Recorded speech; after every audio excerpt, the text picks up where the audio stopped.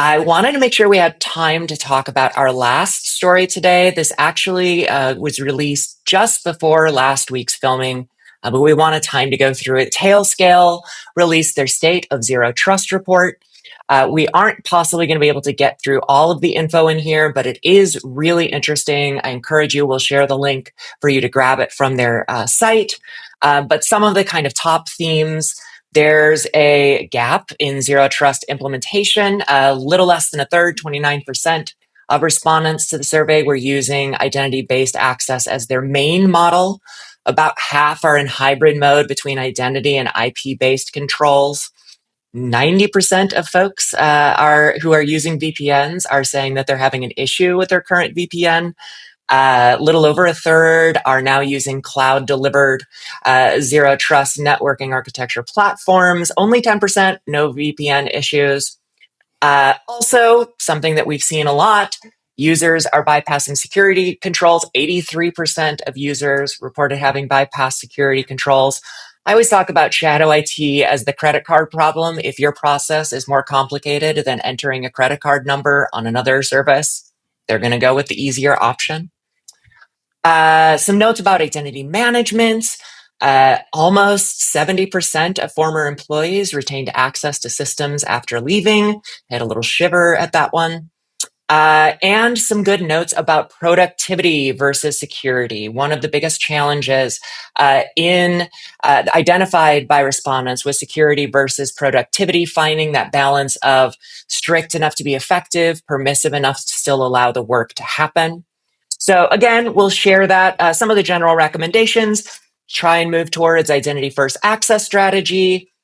Continue to accelerate your VPN replacement plans if possible. Looking for opportunities to consolidate where it makes sense. Focusing on user experience. I've been saying we need to change the CIA pyramid into a CIAU square. And make sure that we're considering usability, because a perfect tool that users can't understand isn't really a perfect tool. So I think that one of the common things that we see here is that about half of folks report that they're in kind of this middle ground where they have some identity first access control, some IP based within their local environment.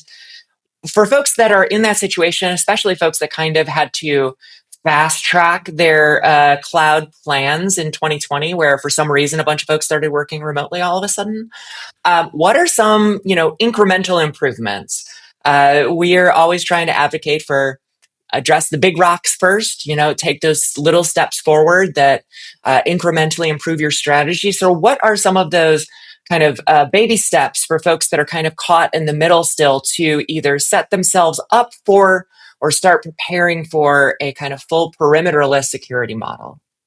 I think the biggest thing that sticks out to me is just kind of like getting in the right mindset. I feel like, I mean, so there are obviously some things that we can like tackle first, but like I think just getting yourself into the mindset of like what you're trying to achieve, what you're trying to accomplish. Just looking at the doc right now too, like the Zero Trust Maturity Model version 2, like there's an outlined, highlighted, big blue box around this statement that says the path to zero trust is an incremental process that may take years to implement.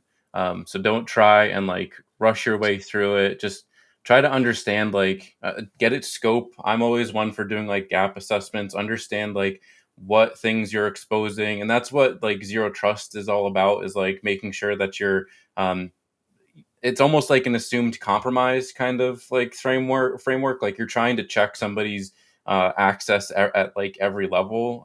So just trying to understand like what zero trust is and like how it can be applied to your environment. Just like setting expectations first before you go jumping in and like starting to like lock things down and be like, I did this because zero trust. It's like, do it because it makes sense for your environment, and then just try and see how like zero trust can be applied. And like it's zero trust is one of those like buzzwords that kind of got taken off by like marketing, so there's like a lot of just noise around it, and I feel like also sometimes it's got this weird vibe of being like gate kept almost. Like it's just like, just read this doc, go through it, like kind of get yourself mentally prepared for like trying to like see how this can be applied to your environment, and just make those small little baby steps. Maybe it's something super small, like you change how authentication is done on a certain thing, or you add an extra authentication step. Doesn't mean you need to go out right away and start buying all these big tools to figure out where your gaps are, or like closing those gaps with tools. Like just understanding where there are, and then, like I said, the gap assessment, understanding what gaps you have, what lift is required to address those gaps, and like some ideas that you have. And sometimes that means a tool, sometimes that means something else. Maybe there's an open source tool, maybe you already have the tool, you just haven't implemented it, or there's a feature of a tool that you already have that you can just turn on and it helps you there. So just get an understanding of like the scope is always my first thing, is like understand what you've got and what you're working with. Yeah, I think marketing has definitely broke people's brain on that, because zero trust is a process, not a product, but marketing is here to sell you a product. So let's slap the ZTNA logo on that. So uh, it's nice that more and more things, as we move to a single sign-on system, and because this came from Tailscale and I've used it, I'm very familiar with it, I'd like to give them a shout out for the way they do it. They do things with only tying to your identity. Matter of fact, there's been people complain with them, and it's funny to that how they address it. They're like, sorry, you have to bring your identity provider. Identity is not our problem. So when you set up a Tailscale account, you pick your identity provider, Google, Microsoft, et cetera, and tie it to it. There is no username and password. And I like the fact that they're not the only company doing this. They're really pushing it towards, hey, this means identity is your VPN perimeter. And the fact that it's an always-on VPN, essentially, that just performs like real-time attestation to make sure this user is tied to this, and then you do granular controls of your assets. It puts you in a really good security posture.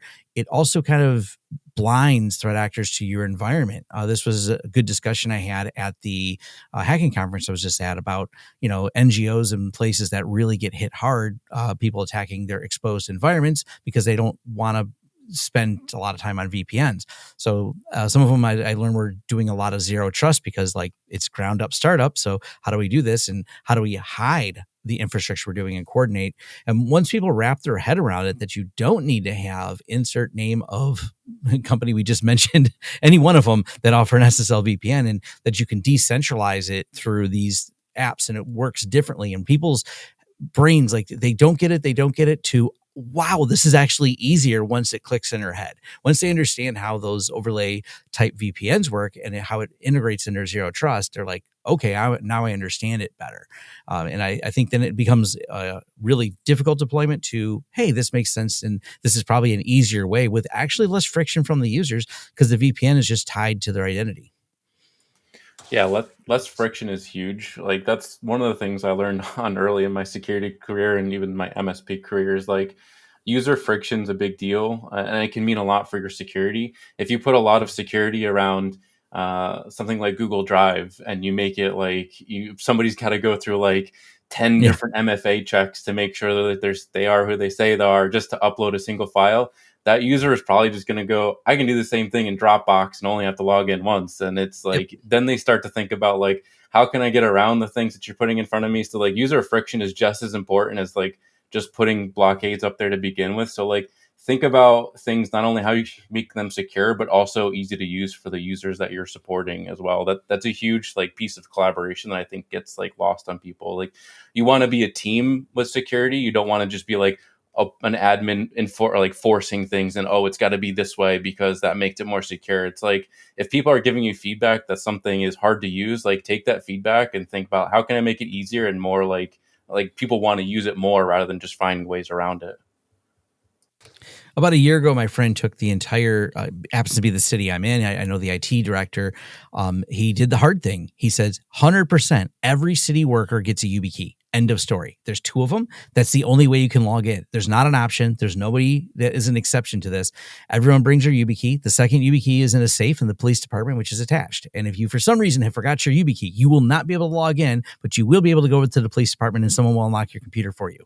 And so he says that, I was like, how many people have forgot him? I think he did this over a year ago now. He's like, oh, it pretty much doesn't happen. Everyone just has it on their keychain. If you come to work, you drove your car, it's attached to your car. It's here you go. You log in. He goes, it's actually, the users went from, this is going to be the dumbest thing ever to, oh, this is actually easier than the TOTP or the Microsoft Authenticator app and things like that. They've actually said, this is easier. It's lower friction, but also higher security.